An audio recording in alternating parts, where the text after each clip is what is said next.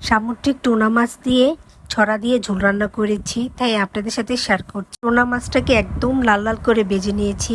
এই দেখেন কতটা সুন্দর হয়েছে ভাজাটা। এভাবেই কিন্তু ভেজে নিয়েছি আমি।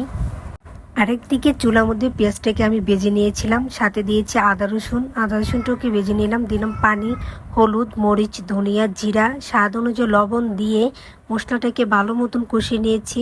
আগের থেকে ছড়াটাকে আমি সিদ্ধ করে নিয়েছি।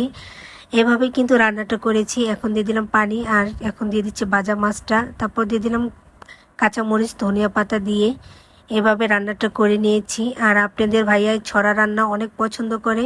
এভাবে মাছের ঝোল রান্না হলে তার কাছে অনেক ভালো লাগে। আমার মেয়েও অনেক পছন্দ করে। এই তো কথা বলতে বলতে রান্নাটা হয়ে গিয়েছে। কেমন হয়েছে রান্নাটা কমেন্টে জানাবেন, কে কীভাবে রান্না করেছেন। সবাই ভালো থাকবেন, সুস্থ থাকবেন। আল্লাহ হাফেজ।